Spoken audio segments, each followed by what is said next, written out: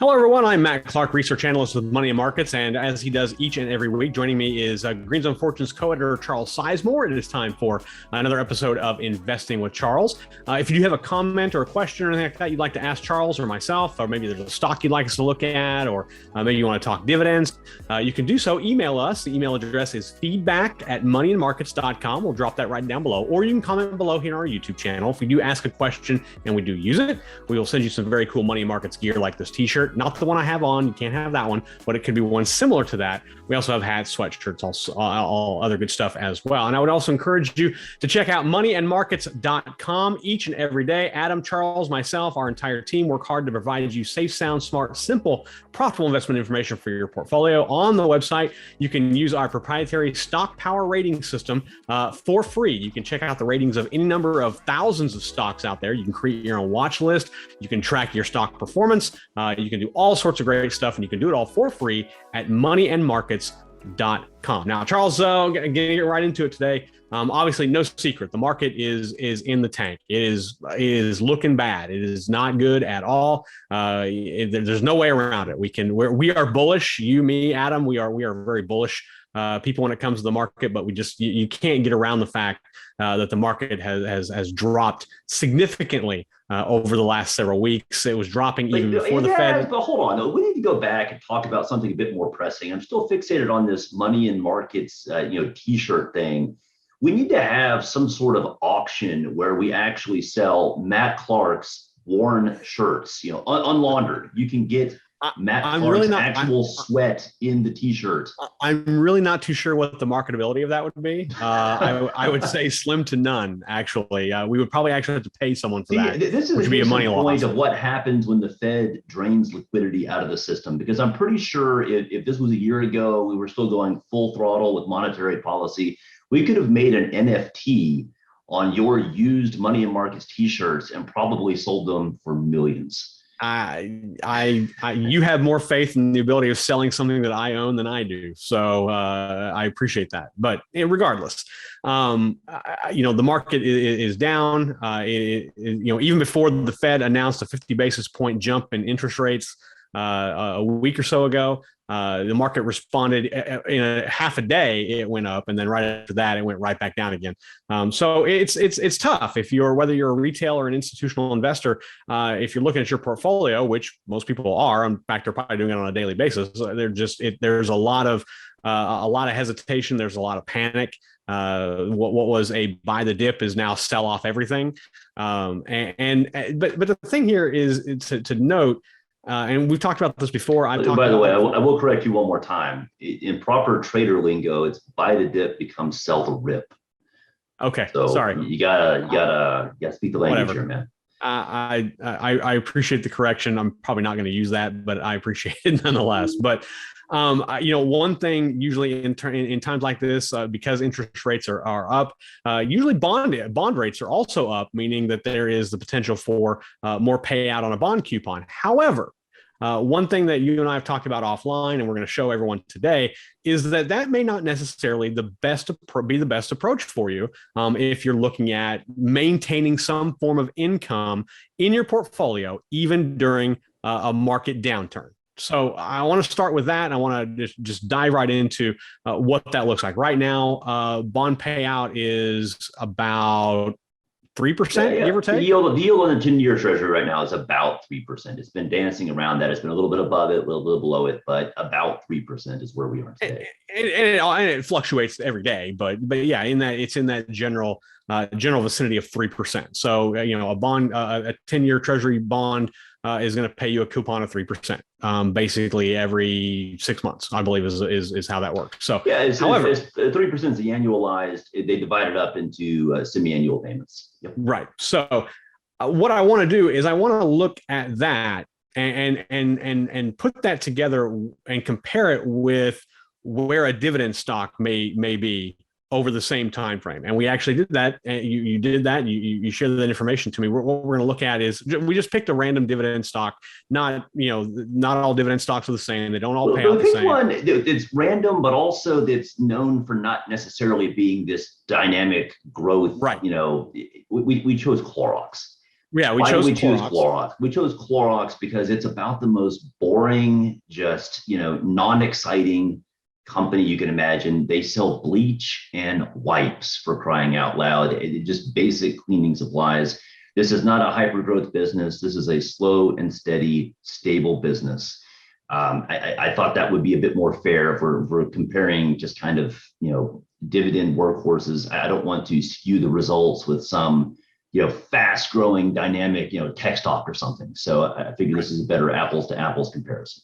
And the only caveat here is that Clorox did see a nice run up during the Corona crash because of what it sells. However, stock price, dividends, they don't necessarily correlate. We're not looking at the stock price. We're looking at the dividends. We're looking strictly at the dividend payment, the dividend payment that Clorox comes out, and we want to compare that with what you would receive on a 3% bond payout. Now, again, remember, we chose 3%. We want to compare apples to apples. So, we didn't want to track, the percentage all the way back as to how a 10-year treasury has augmented. It hasn't always been at 3%. It's been low. It's been high. We wanted to kind of flatten everything out and make everything equal. So we did that, and we looked at over the last 10 years, over the quarters of the last 40 quarters, give or take, from 2012 to 2022. And we tracked what you would receive on a quarterly basis from a 3% bond payout. I realize they pay semi-annually, but in order to even things out, we made it quarterly. And then what you would receive on a quarterly dividend payout from Clorox. And we'll show that chart right now. If you had invested $10,000 in Clorox, or if you had invested $10,000 in a 3% bond, here's what you would pay out. And the chart is actually pretty telling. It doesn't necessarily look sexy, but it is pretty telling. I want you to walk us through what this chart is illustrating and what it means for investors moving forward. It's very simple. You look at that payout for the bond. It doesn't move. It is frozen in time at that same level for 10 years. You look at Clorox, and again, this is a very, very boring, stable, just a company you never even think twice about. You have their products in your, under your sink at home probably, and you never even think twice about it. But they've still managed to grow their dividend like clockwork pretty much every year. And what's the result? 10 years later, it's a substantially higher payout. Now, what does this mean in practical, just, for your life? Imagine, most people watching this are employed. Imagine working in a job for 10 years and never getting a raise. That is depressing to think about, that you would just be frozen in time. The rest of the world's moving on. You're frozen at the same level for a decade. Well, that wouldn't be fun in your working years. It's certainly not fun in your retirement years either. Imagine you may be retired, when you retire in your 60s, 70s, whenever. You may potentially be retired for decades. And the idea that your living standard gets frozen at that level of the day you retire and you start living off your investments, that's a very scary thought, that you're just frozen there. And no matter what inflation does, no matter what your grocery bill looks like, your utility bill looks like, the Disneyland bill, to take your grandkids to Disneyland, all those expenses continue to get higher over time, and you're just frozen. So that's a very poor way to plan it's a very poor way to be positioned for a long retirement. Now, obviously, I chose Clorox at random, not completely at random. I chose it because it's a boring conservative stock. But you can never just put all of your eggs in one basket. Imagine you had just said, I'm betting my entire portfolio on a really nice paying particular oil stock, BP. BP is one of the oldest stocks in existence. They've paid dividends like clockwork forever. This is one of the most boring conservative global companies, right? Well, remember what happened to them back in 2010? They whiffed bad. Like, they had one of the biggest, just epic screw ups in the history of finance, the history of the world. They blew up that rig in the Gulf of Mexico and had the biggest oil spill in the history of marine oil exploration. So that was bad. They ended up having to cut their dividend to zero for a year, and then they brought it back later, but they brought it back at a reduced level. And I don't believe they're still below their pre-oil spill levels 12 years later, right? So you're going, if you have if you say no bonds, I'm not doing any bonds at all, I'm just going straight dividend stocks to pay for my retirement, you still have to diversify. You still have to be careful, because if you bet the wrong horse here and you put a disproportionate amount of your portfolio in a single or just a handful of dividend stocks, and then something like this happens, all of a sudden that boring bond that never changes starts looking pretty good, right?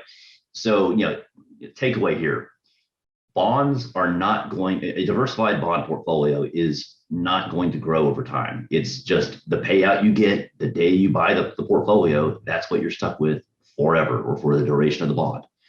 The maturity of the bond is the correct term, not the duration, if we are going to be precise. Whereas the dividend stock, even allowing for the occasional blow up, and there will be the occasional blow up, every time a recession hits, some business that you thought was bulletproof is going to show its weakness, and is going to cut its dividends, and it's going to be nasty. Like General Electric had to cut their dividend a few years back. It happens. Some of the best companies do run into trouble from time to time. You eliminate that risk, or you reduce it by diversifying. If you have 20 or 30 solid dividend stocks, you can survive a couple screwing up like BP did. It's fine. You're diversified. You're still going to come out ahead due to the dividend growth of the rest of the portfolio. And of note, just looking this up here, in the 6 quarters before the Deepwater Horizon spill in 2010, BP was paying a quarterly dividend of 84 cents per share, which was the highest they had paid in their history, tracking all the way back to 1962. Then for about a year, that dividend payment stopped. It went to zero.